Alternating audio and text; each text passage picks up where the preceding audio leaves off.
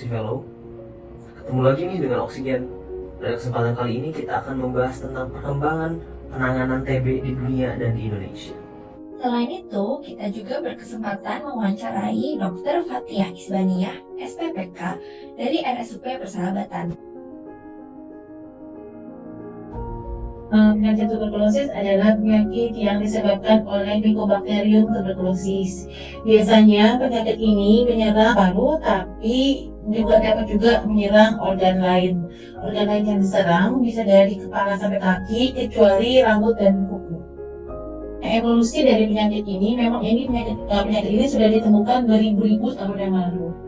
Ada yang mengatakan sudah dari 9.000 tahun yang lalu, ditemukan dari mumi, dari zaman Firaun, dari mumi Mesir yang diperiksa itu ada beberapa mumi yang meninggalnya karena sakit TBC. Lalu ada tahun sekitar 1800-an itu penyakit ini memang sudah banyak mengenai masyarakat pada saat itu, yang disebut namanya consumption ya. Karena kenapa dibilang consumption? Karena orang yang menderitanya itu kurus sekali dan tidak bisa makan, lama-lama jadi kurus. Ada juga yang mengatakan namanya phthisis. Phthisis itu artinya batuk darah ya. Dan pada saat itu terapinya adalah lintah yang ditempelkan untuk supaya tidak batuk darah lagi. Lalu mulai berkembang, saat itu belum ditemukan antibiotik ya, anti tuberkulosis. Lalu sehingga pendekatannya pada saat itu adalah dioperasi. Jadinya kalau sakit TBC harus dioperasi atau paru-parunya dikubiskan supaya tidak berkembang, supaya karena kuman TBC ini senangnya oksigen. Jadinya dengan mengkubiskan paru, jadinya kumannya itu tidak berkembang lagi karena tidak mendapatkan oksigen. Lalu sampai ada yang dimasukkan bola-bola supaya paru-parunya tidak ada oksigennya ya. Sampai akhirnya ditemukan antibiotik kalau tidak salah tahun 1943 oleh Waxman. Yang ditemukan pertama kali adalah streptomycin. Nah, dari situlah mulai dilakukan penelitian mengenai TB ini, dan setelah diberikan streptomycin ternyata terjadi kesembuhan. Kemudian ditemukan ada yang lain, ada isoniazid, rifamycin. Sekarang ini walaupun maju dan TB itu masih bisa disembuhkan, tetapi masih tetap ada, terutama di negara-negara yang berkembang atau negara-negara yang penduduknya sangat banyak ya, seperti India dan Cina. Kenapa? Karena penyakit ini adalah penyakit menular. Artinya sehari-hari, pada kehidupan sehari-hari, hal ini terus terjadi terus-menerus. Karena satu orang yang sakit TB mungkin saja dia tidak merasakan gejalanya, tetapi dia tetap bisa menularkan ke orang lain. Atau dia memang sudah tahu dia sakit TB, dia sakit tapi dia tidak memeriksakan diri ke dokter. Atau dia sudah tahu dia sakit TB tapi dia tidak mau berobat dengan alasan misalnya obatnya terlalu banyak, ada efek samping obat, lalu masalah sosial dan lain-lain. Ya, jadinya kalau Rumah Sakit Persahabatan sebagai pusat rujukan nasional, salah satunya adalah kita menangani tuberkulosis. Tapi tuberkulosis yang seperti apa? Satu, kita menangani kasus tuberkulosis baik dewasa maupun anak, yang sensitif maupun yang resisten. Nah, kasusnya yang seperti apa? Untuk diketahui bahwa penanganan tuberkulosis adalah penanganan di puskesmas ya, di vaskes tingkat pertama, di mana vaskes tersebut dekat dengan masyarakat. Karena kenapa? Harusnya penyakit tuberkulosis ini adalah selesai di vaskes tersebut. Masyarakat bisa datang berobat ke puskesmas dan berobat TBC sampai sembuh. Tapi ada kasus-kasus yang harus ditangani di rumah sakit. Misalnya tuberkulosis dengan komplikasi seperti diabetes mellitus yang tidak terkontrol, atau dengan gangguan ginjal, atau tuberkulosis resisten obat yang dengan penyulit ya, misalnya seperti itu, misalnya dengan alergi obat atau dengan komorbid seperti sindrom dispepsia yang berat atau gangguan pada mata dan lain-lain. Nah, disitulah letaknya peran rumah sakit untuk melaksanakan tuberkulosis. Yang penting adalah supaya pasien cepat didiagnosis dan ditangani, dan apabila ada efek samping atau komplikasi harus segera ditangani dengan cepat supaya tidak berlarut-larut, supaya pasien tidak menularkan ke orang lain. Itu yang paling penting.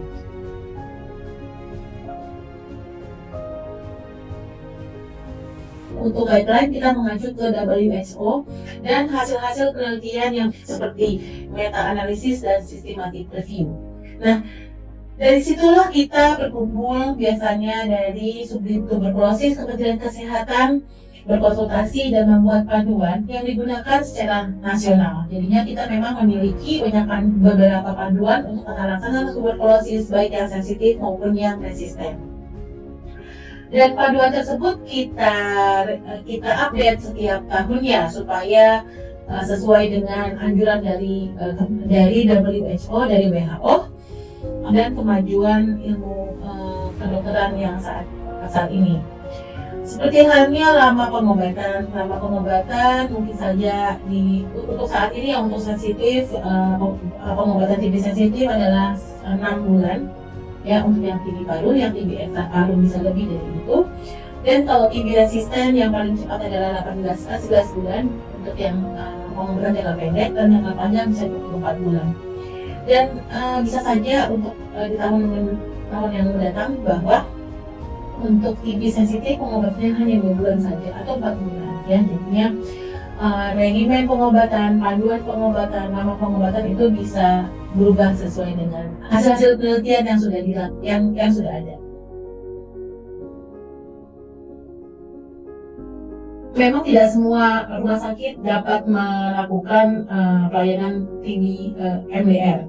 Sebagai perbandingan saja, untuk rumah sakit seluruh Indonesia yang bisa menangani tuberkulosis sekitar 10.000 rumah sakit dan fasilitas kesehatan seperti puskesmas. Tapi untuk TB resisten obat ini sekitar 367 sampai 400 rumah sakit yang hanya bisa menangani TB resisten obat. Nah, apabila kita tapi untuk vaskes-vaskes yang tidak bisa menangani TB MDR, tenaga kesehatannya baik dokter maupun perawat harus mengetahui dan melakukan deteksi dini apabila pasien tersebut kita curigai sebagai TB resisten obat. Dan apa yang kita lakukan, kita segera merujuk ke rumah sakit yang bisa menangani TB resisten obat. Biasanya di dalam satu provinsi ada satu rumah sakit yang ditunjuk untuk menangani kasus-kasus tuberkulosis baik sensitif maupun yang resisten yang berkomplikasi. Tetapi dalam satu provinsi tersebut juga ada rumah sakit di kabupaten kota yang bisa menangani tuberkulosis resisten obat. Jadinya prinsipnya adalah mendekatkan pelayanan tuberkulosis ini ke masyarakat. Memang membutuhkan keterampilan edukasi tersendiri untuk pasien-pasien yang seperti ini.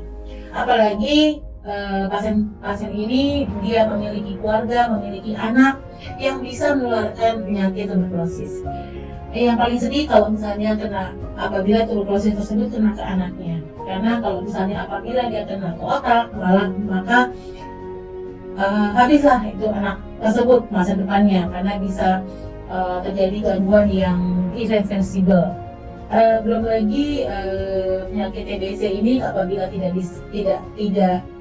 diobati, maka selain menularkan ke orang lain, pasien tersebut akan menderita gangguan pada paru yang cukup berat nantinya.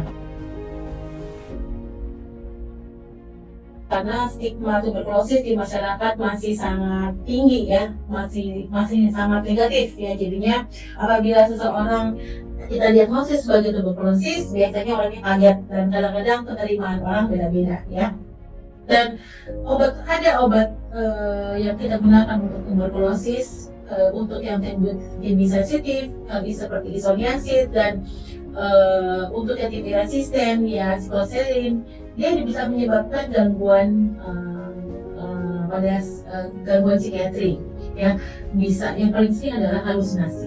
Oleh sebab itu untuk pasien-pasien yang dengan ada kecenderungan untuk gangguan sebelumnya, maka kita harus hati-hati.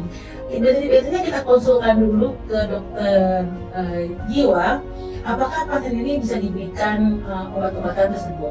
Atau apabila pasien tersebut sudah terlanjur minum obatnya dan timbul gangguan, maka kita harus hentikan dan kita konsultan ke dokter jiwa dan mendapatkan pengobatan.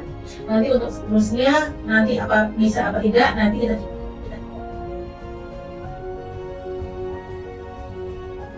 untuk diagnosis mungkin ada alat-alat yang terbaru, alat-alat yang lebih canggih yang mendeteksi secara molekuler dan dalam lama waktu yang singkat, ya. Lalu yang penting adalah inovasi di mana keterlibatan masyarakat itu lebih engage untuk pengobatan TB ini, ya.